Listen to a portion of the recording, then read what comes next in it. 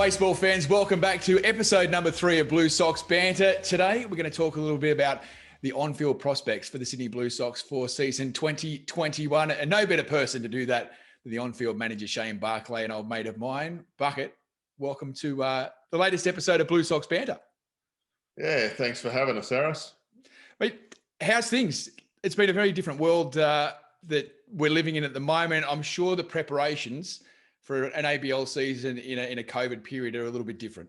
Well, yeah, they are a fair bit. I guess, there's that little bit of uncertainty we've had through the whole thing, and you just got to get head down, bum up, and try and focus on. And I think the whole club we're doing it all pretty well the same. Is we're just focusing day by day that we're going to be there, and we're going to be ready to play on the 18th of December. And that's one of the big differences. The other one is probably the recruitment and the amount of players, imports that have been reaching out this year. It's been, it'd be 4 times as many as last year. I suppose there's not a lot of baseball been happening around the world at the moment. Australia is going to be one of those places. So no doubt there's plenty of pro ball players right around the world looking for a place to play. It's a 2 or 3 hour job a day, Nelly, or it is a couple of times a week, because guys you can't help, they're still human beings, and you're trying to say, well, look, we're pretty full at the moment, we'll keep you on the list, but you don't feel like just ignoring their messages because they've taken a long time to prepare it. But yeah, look, I think I've spoken to probably 16 different managers with stables, as well as individuals reaching out. And those stables have been from 3 or 4 players to 60 or 70 players. They've been really small. There's a really small agent in Redondo Beach to a massive enterprise that we've been dealing with in Chicago as well. We're going to get into the recruitment and what this ball club's going to look like this season, but I want to go back quite a bit for you, and you've been around baseball forever, and there's probably plenty of people who are listening to this podcast who know your journey. There's probably plenty who don't as well, but let's go back to the start. Where did this passion, and I know it's a passion, where does this passion for baseball come from? Where did it all start? It was cricket in the off season and under 14s or something like that, and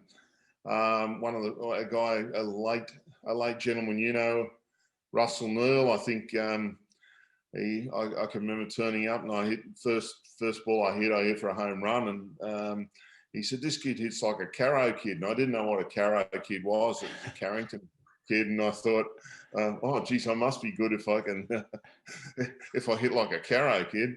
And Russell's passion was amazing.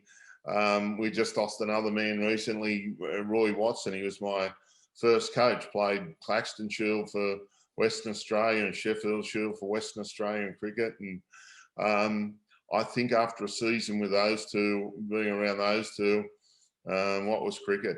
It just grew from there. And in a time where I suppose baseball is still not exactly the number one sport in Australia, and I suppose I went down a similar path. You start with cricket.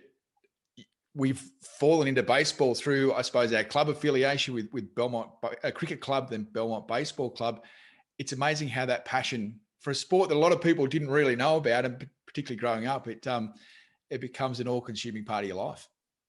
Oh yeah, for sure, and it's who you're surrounded by too. You talk about Russell, and if you weren't passionate about baseball, being around him, and then Ian Lewis after that, and first 2 first grade coaches were Gary Heggie and Gary Williams, and were grade coaches, and Gary Williams, Glen's father, was still one of the best baseball players I've ever seen, and pound for pound, I don't know if I've, I just thought he was God, and he didn't teach you a lot technically in those days. He just led by example, and you got that.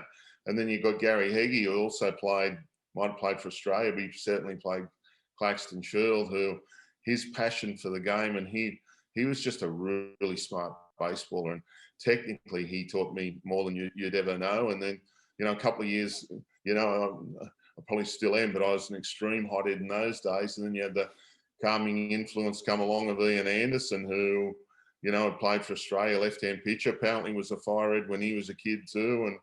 And getting to play with sticks for a period of time, he was a great calming influence and a great teacher and mentor. You got into coaching at a pretty young age. You were coaching junior representative teams in your 20s. How did that transition from player to coach happen?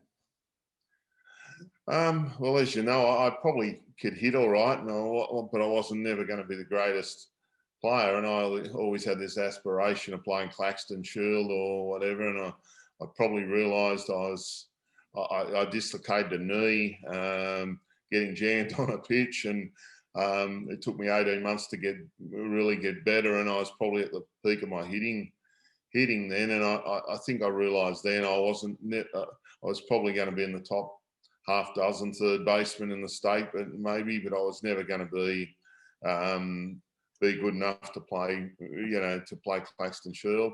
And I don't know, my wife's a teacher. I love being around kids, and I just started coaching juniors and loved it. And because you want to be the best you can, I guess, in anything, I knew the best I could be was never going to be anything as a player. By the time I was 22, 23, and I focused on being the best I could as a coach, and got some great opportunities along the way. Where I was like Bradbury, where I got my first Australian job. I think they probably asked about 6 before me because it was a late dropout, and I think I walked down the birth, deaths and marriages and demanded they gave me a visa or a passport straight away, and I wasn't leaving until I got it. And then once you've got a foot in the door, it's hard to kick you out. It becomes a passion, doesn't it? Yeah, it has, and it did. You must look back now, and this is sounding a little bit like the end of the career, and it's certainly not supposed to be like that. But I suppose you must look back at some of the players that you've had the chance to coach over the course of your career to date. You've coached guys at National League through the old Hunter Eagles days who've gone on to play, in World Series and win World Series in Major League Baseball, Australian junior representatives, Australian senior representatives. It must be a great sense of satisfaction seeing players like that. And if you've even had a hint of an impact on their life, it must be a great feeling. Oh, yeah, of course. I guess everyone does this for a reason, and just that little bit of satisfaction inside you get when someone really does well. Roland Smith making it to the bigs, Snelling, just what an amazing talent. And then, and even having just not that I had any impact, but to think that you coached for a couple of days, Preston Wilson, who, just simply the best athlete I've ever seen, who, I think he was runner-up, and Roberto Clemente is runner-up and Rookie of the Year over there, one of the first guys to go 30-30 in his rookie year. That's what you live off, and even today, I think every Australian, every time Hendricks takes the mound, even though I coached against him, a couple of times, and probably only met him once. You just once or twice, and you just go, "How good's that?" We own that. We own that guy out there. I coached Ryan Roland Smith in an under-14 Newcastle rep side a long time ago. I'm claiming him for all of his big league success. Don't worry about that. Roland Smith, what people might know, Roland Smith could have gone either way. He really could have gone either way. I remember having him on the 16 Newcastle team, and his mum dragged him up to me and said, "What's he got to do? What's he got to do?" And you could just tell at the time the steel in his eye, and I said, "Look, he's just got to work harder, because in Newcastle or in any country area, you haven't got 5 great athletes beside you pushing you as hard as they can. You're a big fish in a small barrel, and you're just sitting there. And there's been a lot of guys you've seen in country areas where they haven't achieved what they should have because they've been satisfied with being that king in the smaller area. And Roland Smith that day, I still remember that day as good as anything. And I don't know if Ryan would, but I could just tell that day that he was into something special in the future, because you just saw the determination that I'm going to make that adjustment. I think it was after a pretty average series he'd had. It was amazing. Yeah, he's been an incredible talent and just a great bloke as well. And it's great to see him still flying the flag for baseball, for Australian baseball over there in America, and doing some great things. You sort of progressed through the ranks. You coached the New South Wales Claxton Shield side, some success. You raised the Shield there with the New South Wales side. You move into the early days of the Australian Baseball League. You had 7 or 8 years away from it. How did you come back to being part of the Blue Sox last year? I don't know. When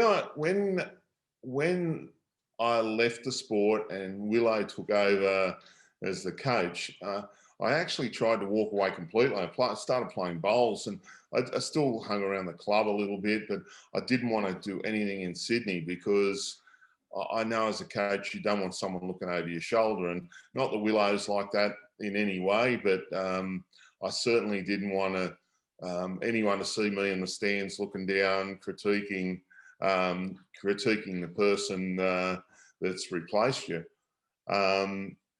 So I just played bowls, and then Adam had discussions with me at some stage, and just rang me up out of the blue.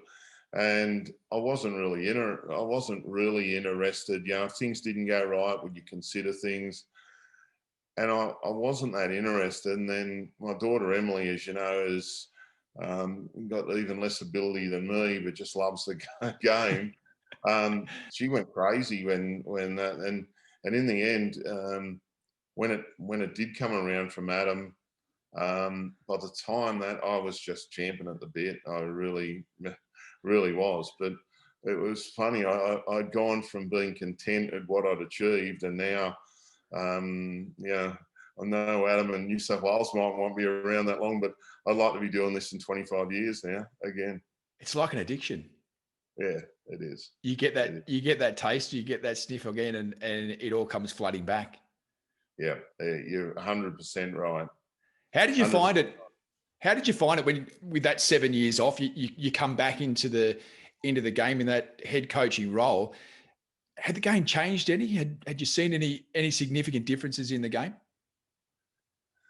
I think there were a few, and I think also, like anyone, you're a little bit tentative in your first year. You're not sure exactly what has changed, and I tried to sit back and watched. And one of the great things we had is we've got a fantastic support staff, and the thing I demanded was naturally to add Ox to it, because I've had a lot to do with Chris over a long period of time, and I trust him with my life. He's a little bit like me. He's over the top passionate at times, and driven, and he complemented us well. But the existing coaching staff, as you know, they're just quality human beings, and they allowed me just to tread slowly at the start. But I think the big difference, of course, is the data-driven performance enhancement. You know, and I even look now, and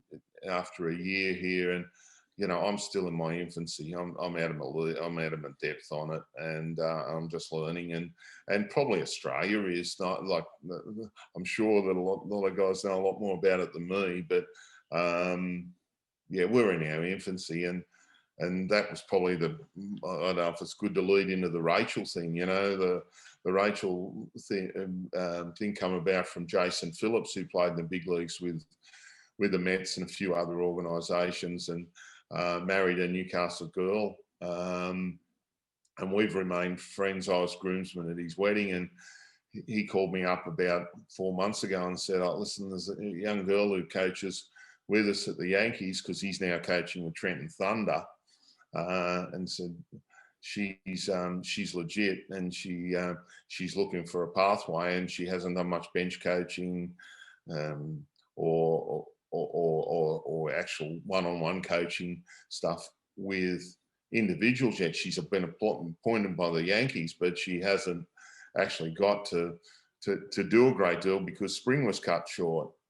And I went, oh yeah, he's probably a token or something like that. And anyway, I think the Zoom meeting went for about the first 3 minutes of the Zoom meeting. You're going, wow, Rachel's not male, female, anything else. She's just one intelligent human being who has been so driven to get where she's got in a number of ways. And I think you're going to try and catch up with her in a couple of weeks, and you'll be amazed. You'll just sit there and you go, how good is this girl? And she's not pretentious in any way. She's sure of what she believes in. She has studied it to the nth degree. She's a good girl. So adding that as a compliment this year to I'm so excited about that. And she's got me on learning this, that, and everything, so we can use that to improve our players and hopefully add to Australian baseball in general. Yeah, I spoke to Adam last week about Rachel Balkovich, and you introduced me to her via her Instagram feed, and I had no idea who she was, but you said you need to look this up. You need to Google this girl and find out more about her. I've never met her. I've seen her videos. She can lift serious weights, but the stuff that she puts in her Instagram feeds, the motivational, the inspirational content, as you say, the determination, the drive, and I can't wait to talk to her about her story. This is a woman who got knocked back by every major league organization in America by having the name Rachel Balkovich on her CV. She changed her name to Ray, and then all of a sudden the calls started flooding in. It's an incredible story that we're going to touch on with her in a couple of episodes' time. But as you say, what she's bringing to the table here with the Sydney Blue Sox, we're sort of stepping away from the old days, the old Bull Durham days of this is a simple game. You throw the ball, You hit the ball, you catch the ball. The sports science and the evolution of baseball, while it's been one of the great things about baseball, it's stayed the same for a long time, but it's great to see it evolving through, I suppose, technology and sports science. And it's like anything. I mean, one thing you just touched on, Rachel, again, what you've seen on Insta is all the fluff. Then when you talk to her and you start talking about particular situations or particular strengths or weaknesses with hitters and stuff, that's when you really, there's a lot of people out there with all that fluff. And then there's the substance underneath it. And that's what is so impressive about Rachel. It's not just talking the talk. It's actually, she knows the stuff. But yeah, I think that's undoubtedly huge. And look, I think we've seen it already, especially we've seen it in postseason. I think we've introduced this into the game, and now every club is caught up, and basically every club is caught up in this arms race. And and for a while the scouts were feeling like there was no purpose for them, and the eye, it was no longer about the eye. It was all about everything data driven. And I think we're starting to see the start of it, but eventually I think it'll come back where that stuff will be used in the proper way it's meant to be. It will, but it'll claw back a bit, and gut feeling and certain situations will come back in the game. I even talked to Rachel the other day about, there's no place in the world for the bunt anymore. It's gone. However, when we're getting to some of these one-run ball games in postseason, the last 2 years, all of a sudden that bunt's popping up every now and then again, isn't it? So, we'll claw back when we need to run. We'll claw back in different ways. I suppose a lot of baseball fans would have watched the Moneyball movie, read the book, and the Billy Beane story, and he was a pioneer in that that data-driven selections. Let's throw the scouts. We're not gonna pick a guy because he has a good-looking or a bad-looking girlfriend, or because anything about him. We're going to do this on numbers. Now, obviously, Billy Beane in the Oakland A's, they took that to an extreme, and it did kind of pull back. But all these clubs are now looking for that edge, and this is where it's going to come down to. It's not just, it can't just be all about gut feel. It can't all be about the data, but we're moving to a point now where it will be a combination of those, as you said. Yeah, and I think my 101 lesson there last year was a guy I had a lot to do with, and I always thought he was one of the most intelligent players I'd ever coached was Andy Graham. And Andy and I are pretty close. We might talk for a while, and then we'll talk and have a catch up. And he said, you need this book and this book. You read that, and there's your sabermetrics for dummies, basically. Read those two books, and then we'll talk again. You know, and but yeah, it's a different. It's certainly a different game. All these years on, and you're still learning about baseball. Yeah. Let's have a look at a little bit about this season. There's been plenty of announcements that's come out of Blue Sox headquarters in recent weeks and months. I think the most exciting one is the linking with the New York Mets. In the old ABL days, when in the late 80s, early 90s, affiliation with major league clubs was a big part of the league. It kind of went away from that, but we're heading back down that path again. Tell us about how the City Blue Sox linked firstly with the New York Mets this year. Yeah, and it's interesting, isn't it? Because probably Hoskins and Acuna Jr. and those guys, they mightn't have been great players when they mightn't have set the world on fire out here. Didi, they played good. Don't get me wrong, but if we don't have prospects out here, then we don't get that future publicity. We're dining off Reese Hoskins and still the Blue Sox, and so I guess when you have affiliation, there are a couple of things. You're getting a little bit more inexperienced kids. They're at the earlier part of their career. They're certainly more well driven. They're driven in slumps a little bit more, I think I'd say, than your average. I'm not saying every indie guy, if they don't perform well in the first month or two, don't turn it around, but a lot of them, the drive can lose focus. Don't say that's happened with our guys, but I think you look around the league over the years, it probably happens.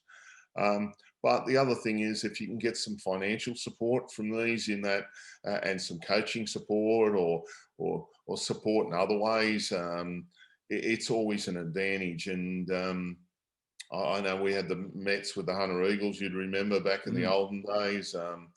But this journey was incredible. I think Adam agreed that early, probably in February. I think we started talking about this the day after we were no longer going to be in the playoffs, about what this year would look like, and when we started planning for this year. And and you had all this, oh no, so and so from, he could get your affiliation, so and so could. So we chased them all up, and we got nothing. And the contacts all of a sudden dried up, or they were scouts who didn't know people in the front office.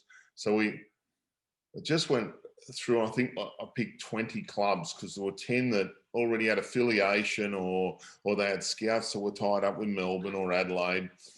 And we just went to Ernesto Hernandez, who's the MLB admin guy there, and he sent me back 20 contacts, and we just cold called, and we didn't get a lot of traction. And then we got one or two, and then when COVID hit, a couple more. I'd sent out a secondary letter to all of those people, and we finished up speaking with 16 clubs. And we got down to, it went back and forward, and then Mets were on the table, and then Mets were off the table. There was a change of ownership of their whole club going on, and there was uncertainty there. I still had a tie-up with Bobby Floyd, that you probably know, who's now 78, and he's still a special instructor with the Mets. I dare say he's played a little bit of a role here.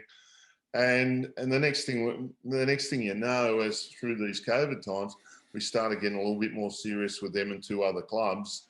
And then Jared Banner, who's been great, who's the player development manager, it got to a stage where, are we going to do this or aren't we? And thankfully, they come on board, and it's really been so far the same as it was in the 90s. They're the same club. It's, in the 90s, we might have been successful as a club, but with the Mets, we were so successful that they got it, that we needed to compete, and we got it.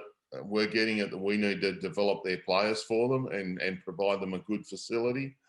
They'll send out a coach this year. The coach is a young coach who's already managed a fair bit. He's played 5 or 6 years in the minor leagues. Bobby again said to me, "This guy will be a class act." I've had one hour Zoom with him, and it's been fantastic. They're sending a couple of pitchers. The two of the pitchers, well, I think we've named Mitchell as another right-hander to come as well. They're going to be real handy for us. I've been on the phone to their minor league pitching coordinator, Ricky Meinhold, this week for an hour and a half, just talking about what we're trying to achieve for these players,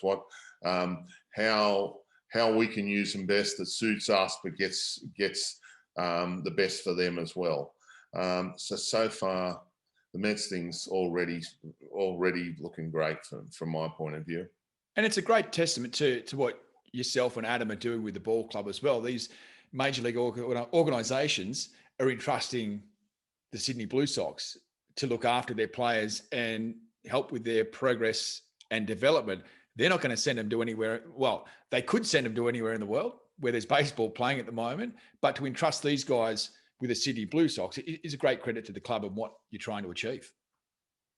Yeah, a little bit, but they, like you said, they can send them anywhere at the moment too. And I think what it's strange, but 20 years on, I think, one remaining guy at that Mets, the trust you build up there for 20, and the friendships you build up there, knows that we won't promise anything we can't deliver. Now we've got to deliver it, but again, we've got to start again. And what we told these guys we're going to give them, we've got to give it to them. And at the other end, they've got to keep supplying us players. If this goes on, we've got to hope that they keep supplying players that can contribute. And these guys that we're going to, the 5 we've got coming over, all in their early times, but that Alvarez, like 2.9 mil as a 17-year-old. That's like unheard of. Incredible. Yeah. The tie-up with the Mets is outstanding. There's also, I suppose, an unofficial link with the Detroit Tigers this year. We've got some guys coming out from that organisation. Tell us about that, how that association come about and the players they're sending. Yeah, not at all.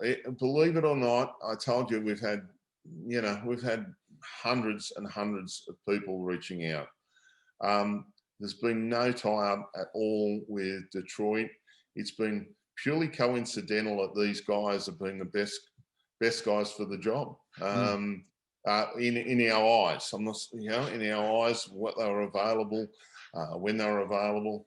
Robson was a guy we identified early. That was through Grazer. That was through Andy Graham. He can play, number one. Number two, he's a quality individual. Have a Zoom meeting with him. Yeah, Adam, if there's one guy we want this guy.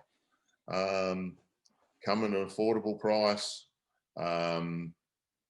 Tremendous human being. At the same time, had Kirk's son Cam, as everyone calls him, but he's a great ball player in his own rights. And I'd reached out, and then all of a sudden he just wanted to come out here, and he would do anything he could to come out here.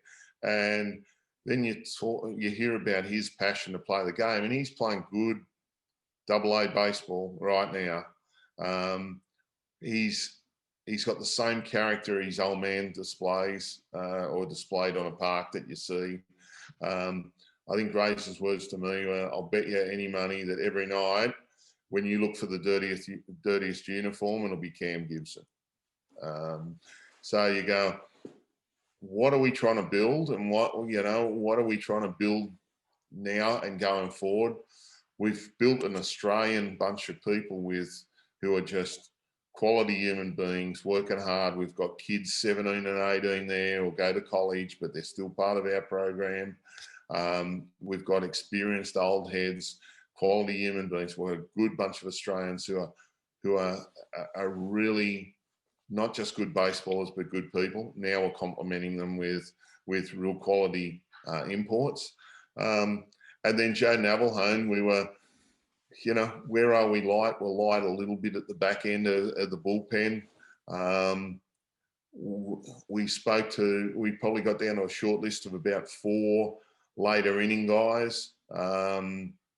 And through recommendations and speaking to different people, we had 1 or 2 went off the radar after getting some cross checks on them, and there was never anything other than saying that Joe Navalhone's an absolute gamer. And again, you might speak to him before the start of the season. Quality bloke. Some great signings already, but I think we've got an exclusive for the listeners of the Blue Sox Banter podcast. A new signing, a fan favourite who's going to be back this season. Tell us all about it. Yeah, well, to me that's exciting. Alex Maestri, I think, is a fan favourite. He's certainly, without doubt, I have never coached a more professional human being in my life. He's a quality pitcher. He's just a quality human being. He is a fierce competitor. Nothing's ever a trouble for him, and to say that we're getting him back this year is probably a thing I think everyone in the team is just stoked about, or will be stoked about. You can't say enough about Alex, and I think anyone who's watched him the last 2 years before he punched the hell out of the ground at Altona, I think everyone would be the same as me. Well, I was going to say it was a disappointing end of last season. I suppose a bit of unfinished business for him as well, wanting to come back and be part of it again this year. Yep, from day one, he wanted to be part of this and wanted to be back. He's had an outstanding season. They did play an Italian league, and the Italian league has some good baseballers in it, and he's dominated there. He's not young anymore, and he's got and it is, but it's every 1 year at a time for him, I guess. But if he pitches like he has the last 2 years, he can come back. He might beat Ando for age by the time he finishes. Or Oxspring. I'm sure if you ask Ox, he'd come out the bullpen again this year, just if required. He'll be always ready to go. But in terms of signings, there has been no bigger signing, I think, in the history of Australian baseball than the signing of Manny Ramirez. We spoke to Adam Dobb last week about how that came about. Tell us about the call that you had with Adam when he rings you to say, "Hey Bucket, I've got a potential DH for you. What do you reckon about Manny Ramirez?" Yeah, it was pretty funny because the first email didn't come to him. The agent sent it to Richard Harris and to me, and I think the first flicked it on and said, "Oh, you wouldn't be interested in this," or something like that. We said no, and he was a Red Sox fan. But there's no doubt about Adam's passion, and I don't think Blue Sox are the love of his life. I think Red Sox top Blue Sox. So he was like a kid in a candy shop. It was beautiful to watch, actually. Well, he said when he first received the email, his first thought was, this can't be legit. There's no way in the world is Manny Ramirez coming to play with my baseball team, and sure enough, he's landed the big fish.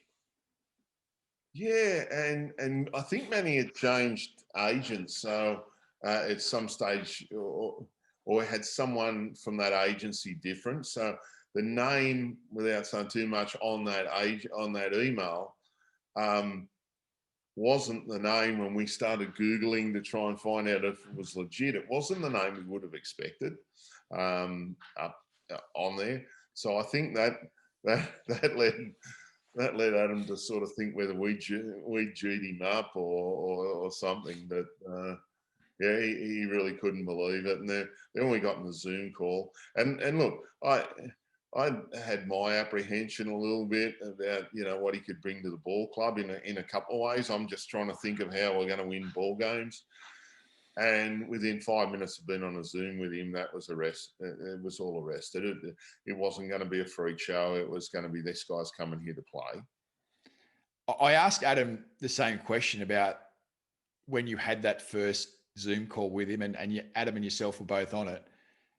When you're a baseball fan, you've watched this guy come through. You've seen him win 2 World Series. If you're sitting there in front of your screen and Manny Ramirez pops up there and says, "Hello, Shane, how are you?" How was that moment? Yeah, look, it was really, really cool. I got to say, I really try to take emotion out of it, but I really try and, you know what I'm like, and it's all about winning games, and doing whatever we can to win games. So you try to take that out of it, and my daughter's mad. I probably follow the Yankees myself. So if there's not an Australian in it, my favourite team's always, you know, right now it's Oakland while they're in it, or the Twins, and then if not, you do fall back to the Yankees. And when we went to Yankee Stadium with my friend, a few friends in the probably about 2008. I picked up this T-shirt. You know, they got all the T-shirts out the front of Yankee Stadium, the illegal T-shirts, and it was just this. And I was only going. I wore it under, and I didn't have the gumption to take it off at the time. But it was like, "Hey, idiot! There was no curse. Boston just sucked for 86 years." I'm going to be game enough to do this to lighten it up, and I wasn't, because I was so enthralled with the guy and the way he spoke and the way he really delivered that this is no gimmick. I'm here to play baseball. So I think, yeah, that was a real good moment for me. It's as excited as you are to talk to Manny Ramirez. At the end of the day, I want to win games, and you're going, is this going to be a distraction? And now, of course, it's going to have us little things through the year. We'll handle it. I will handle it, because I know that it's not a distraction for him. He's 48 years of age now. He's been out of Major League Baseball for a few years. You said he's still hitting all the time. He's still well and truly involved. What role do you see Manny Ramirez playing with the Blue Sox this year?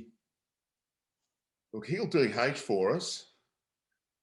We're going to, and funny, I don't know if Adam mentioned it, but he's actually reached out to Rachel for a couple of mechanical tips, and Rachel's looking at it and going, that swing's, it's just so natural.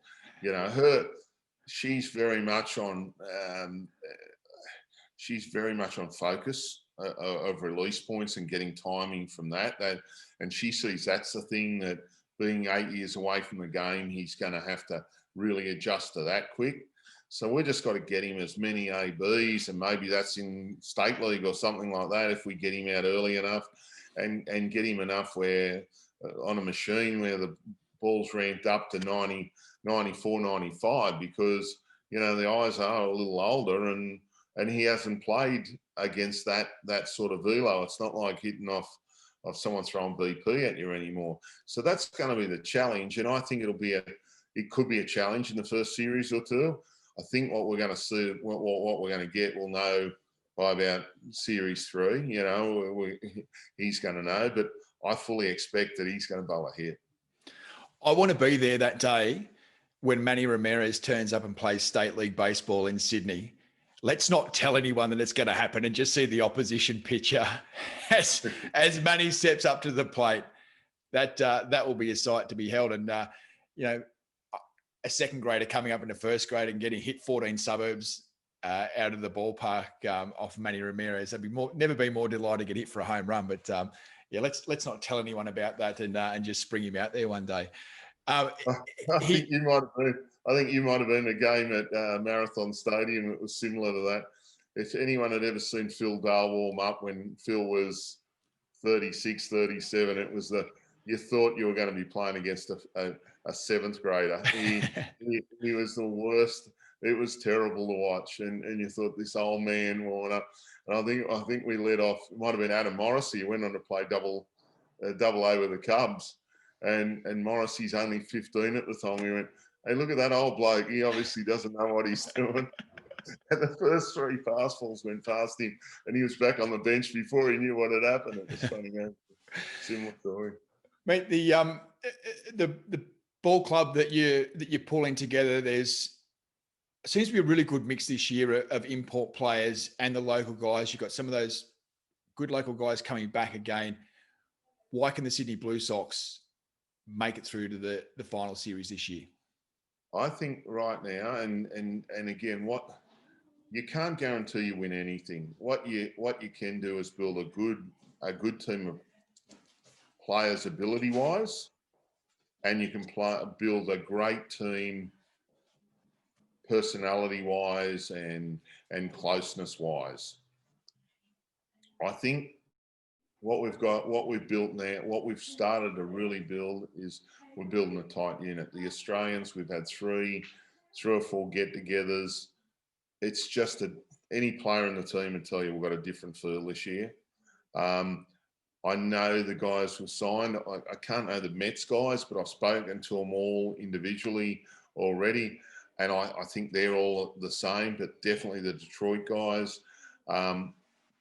When they come together, we're going to have something pretty special as far as human beings are concerned, and we know they can play. Now, if we do that year in, year out, from here on in, we can't say we're going to win it this year, next year, or any year. You don't know what the opposition bring. You don't know what happens on the final day. But what you do know is you build a club that is going to be knocking on the door every day, and we've done that now. It's there. It's arrived. Talk to anyone inside this club now, and you go, "Wow, we've got a club now. We genuinely have a club." It must be exciting for you. You're a winner.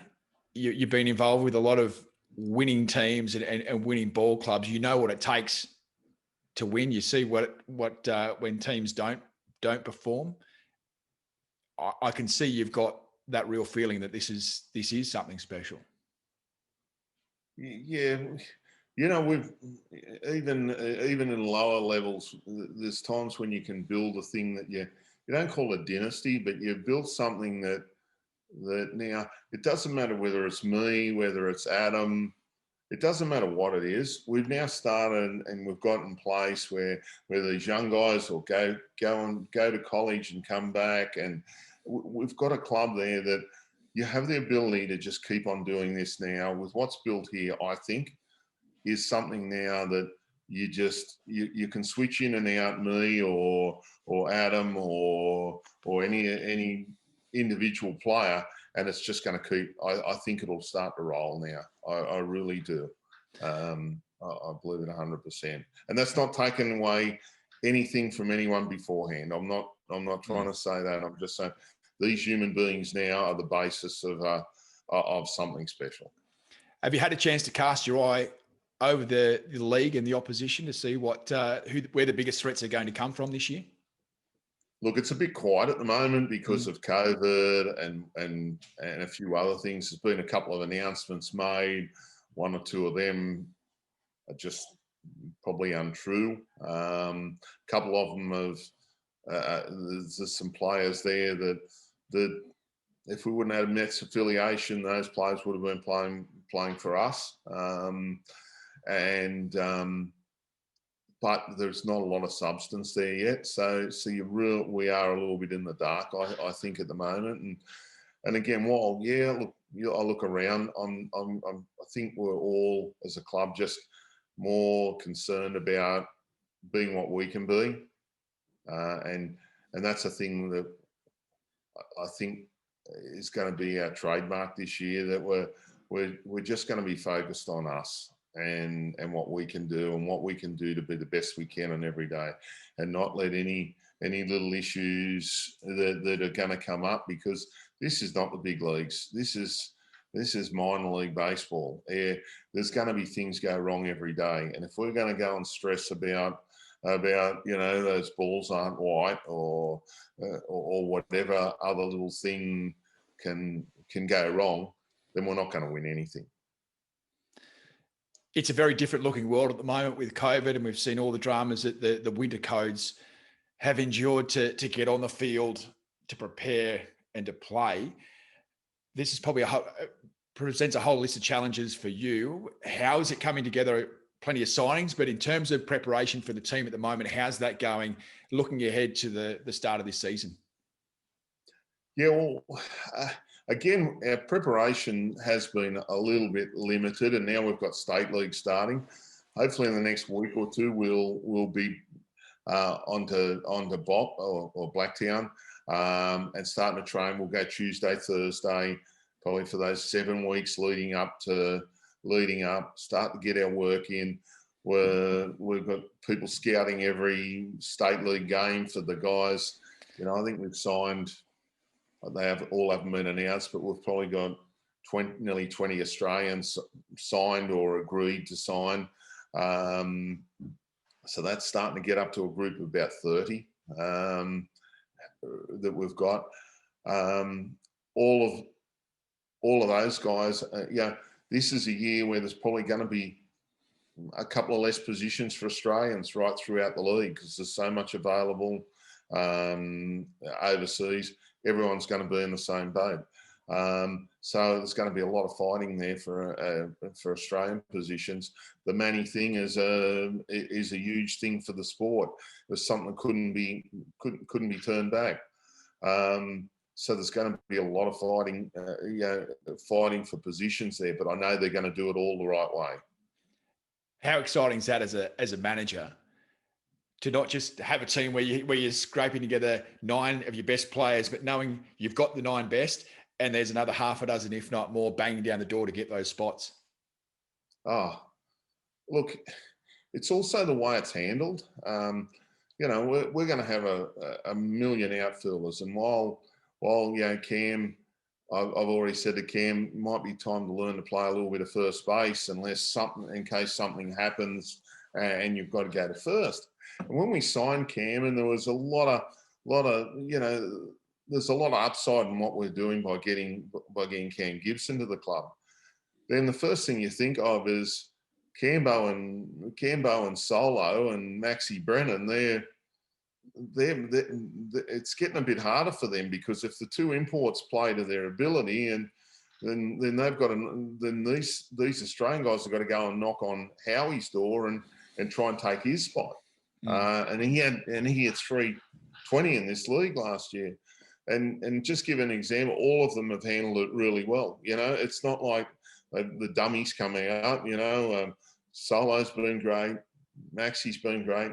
Cambo, it was like, don't see how it affects me, mate. Thanks for letting me know, but I've been the last guy picked most years, and I'll deal with it. Let's go and get it, and let's win this thing. Like, it was if there can be, when you're telling a guy that it's going to be harder for him to play every day, that's been playing nearly every day, and you're scared of that conversation, but you want to let him know before the announcement's made. And then you get that coming back at you, you go, does it get any better? I wouldn't expect anything different from Michael Campbell. No. But it's the club we've got now. It's, mate, I understand. It's how good's it for the club that we've got the guy coming out here. It's great. I've just got to work harder. I'll keep working. You can't work harder than Michael Campbell works. And it says something about the culture that's been developed in the club, where you've got a group of guys who come together, realising and knowing this isn't just about me, this is about the ball club. And whatever we've got to do to win this title, this is what we're going to do. Yeah, I think you're 100% right. Are you counting the sleeps down to the first game? I'm counting the sleeps down to the first full training session. We've had a few get-togethers, and it's just been as much a team building thing as it has been getting the club together. But I just can't wait. Last year took forever to come. This year's looking the same, but Yeah. To say it's exciting times for Australian baseball, for Sydney baseball, for yourself and Adam would be a gross understatement. Well done, and congratulations on what you guys have done to bring us together, or bring all this together and get to where we are at the moment. Mate, you've been incredibly generous with your time. I asked Adam this question to round out the last episode, and I'm going to for each one of these episodes. We're all baseball people, and baseball has given all of us so much in many and various ways. I want to find out from you, what is your greatest moment in baseball? Now, it could be as a player, as a fan, as a coach, as an administrator. It's a big question, particularly when you've been around baseball as long as you have. But what would you see as your greatest moment in baseball? It's one where you just can't. It's very hard to define. I mean, there's things that you have with pride. Like I think the two Claxton Shields were great. Winning a bronze medal at the 2000, I think it was 1996 World Championships with a double A kids team, and it was, I think, our first real medal at a World Championship. Was great. Some of the times at Belmont, what have we been in the last 30?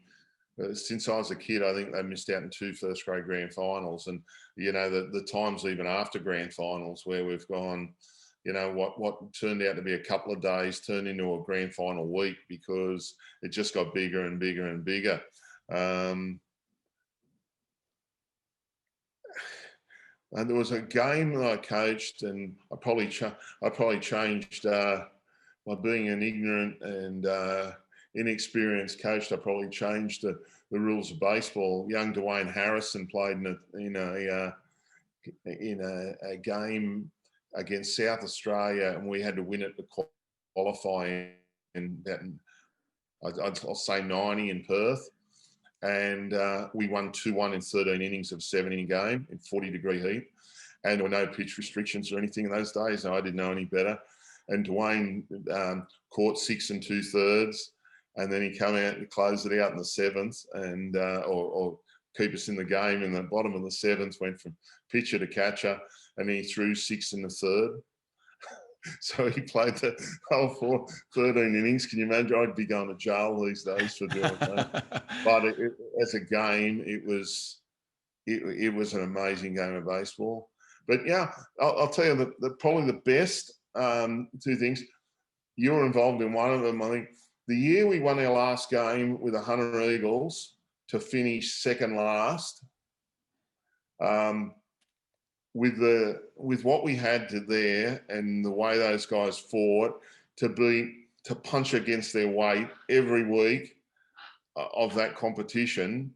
I think you're shaking your head with me. Yeah. For us to finish second last is probably the biggest achievement that I think I've ever been involved in. And the other one was when we won, probably the best would be 2004, 2005, we won it. Then those really, really good players we had with New South Wales then moved on and went on to the big leagues, some of them. And then I think we missed out the next year. And the next 3 years, we transitioned that team from the baby blues with Parramatta that tended to be the winners for us, and then we just build it, and we got beat by Perth 2-1 in the Claxton Shield final. We were down incredibly in the semi-final 3-game series against Victoria, and we came back and won that. And then in Perth, we got beat in the last inning of I think there were 3 one-run ball games we played. We won the first one, dropped the second one. And we had kids, Timmy Orty, Ken Darlis, Trent D'Antonio wasn't that old then. We just had a bunch of kids that we turned in, and we're playing, Perth were a great club then too. And that's the sort of culture I'd like to think we finish up. We're building now, the same sort of the culture that they had then. And I think they still have, and Andy Kyle will get it back for them now. We nearly beat them. We went within that much of beating, and they had Hendricks pitching for them. And look at Hendricks now. Luke Hughes was playing for them. D. Sand was was, really starting to light up. The Canilly boys were just starting to touch their prime. I'm not saying we were outmatched, but they were a damn good team, and it was great. I was so proud of our blokes to go that close. Even though on the night I never would have told you that, we were devastated. I mean, it was gut wrenching losing that. But what those guys had built themselves from 2 years earlier, and played in Preston Shield finals. But no, that'd be it. I think that'd be it. It was fantastic. The game's given us plenty, hasn't it? Yeah, it owes us nothing. Yeah, it owes us nothing. Belmont Life memberships up there too. Don't get me wrong. Yeah, it's got to be right up there, mate.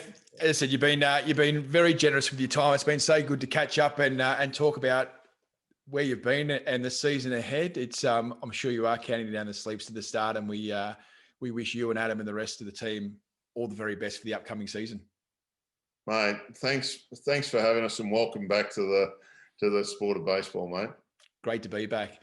Well, there you have it, Blue Sox fans. That ends our latest episode. A big thanks to Shane Barclay for joining us and giving us some great insights on the season that's coming up, some great signings as well. And I think he's pretty excited about Manny Ramirez being part of it as well. Look, what we need you to do is to rate, review, subscribe, do all those things to make sure our podcast shuffles up the list of all those sports podcasts, and we get many more people listening to it. For everything you need to know about the Sydney Blue Sox, go online to sydneybluesox.com.au. That's all for episode number 3. We'll catch you next time on Blue Sox Banter. Blue Sox Banter is a Caris Communications production hosted by me, Glen Hawke, for the Sydney Blue Sox.